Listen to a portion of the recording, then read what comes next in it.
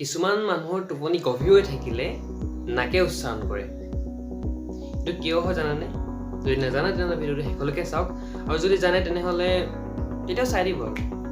আৰু যোৱাবাৰ হাতৰ শুদ্ধটি বিজয় হিচাপে লাভ কৰিছে মিছ ভাগ্যশ্ৰী দেৱী। স্বাগতম জনাইছোঁ ভাগ্যশ্ৰী। আৰু আপুনি যদি আমাৰ ভিডিঅ'ত আহিব বিচাৰে তেনেহ'লে ভিডিঅ'টো শেষত হাতত দেখিব আৰু শুদ্ধটি লাভ কৰক আমাৰ ভিডিঅ'ৰ স্থান। তেনেহ'লে বলক আজি ভিডিঅ'টো আৰম্ভ।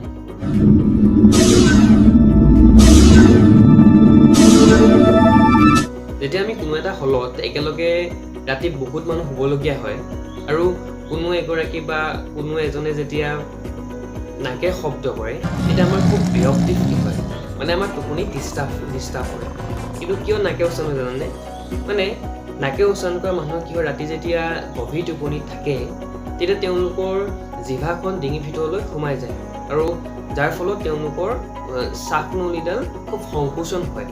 আৰু সেই সংকোচন হ'লে তেওঁলোকৰ বাহিৰৰ পৰা অহা যোনটো বতাহ, সেই বতাহ ভিতৰলৈ সোমাবলৈ খুব কষ্ট পায় মানে, আৰু যাৰ ফলত মানে বতাহৰ গতিবেগ খুব বাঢ়ি যায়। আৰু সেই বাঢ়ি গ'লে আমাৰ তালুত থকা যোনটো ভিতৰৰ কোমল তালু, চফ্ট প্লেট যোনখন হয়, সেইখনত খুব কম্পমান হ'বলৈ ধৰে। আৰু যেতিয়া কম্পমান হয় তেতিয়াই আমি তাক নাকে উচ্চাৰণ কৰা বুলি কোৱা হয়। সাধাৰণতে পেটটো ওপৰলৈ কৰি শুলে বেছি নাকে শব্দ কৰা দেখা যায়, আৰু কাটি হৈ দিলে এই শব্দটো নাইকিয়া হয়। ইয়াৰ মূল কাৰণটো হ'ল কাটি হৈ দিলে জিভাখন স্বাভাৱিক অৱস্থালৈ ঘূৰি আহে, আৰু স্বাভাৱিক অৱস্থালৈ ঘূৰি আহিলে যোনটো শ্বাস প্ৰশ্বাসৰ যোনটো পথ সেইটো মানে সুচল হৈ পৰে, আৰু যাৰ ফলত তেওঁ সেই নাকে শব্দ কৰাটো বন্ধ হয়।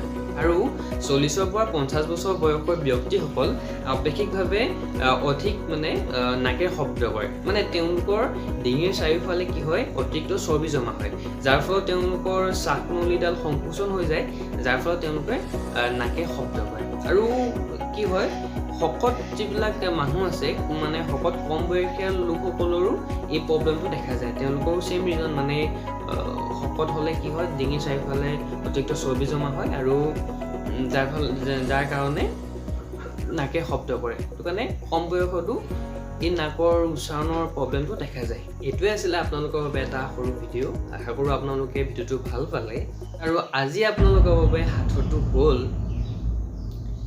এনেকুৱা কি বস্তু আছে যিটো খেতিত থাকিলে সেউজীয়া হয়, বজাৰত বেচিলে ক'লা হয়, আৰু ঘৰলৈ আনিলে ৰঙা হয়? এনচাৰটো কমেণ্ট কৰি জনাওক, আৰু বিজয় হৈ লাভ কৰক আমাৰ ভিডিঅ' স্থান। আৰু তেতিয়ালৈকে বাই বাই।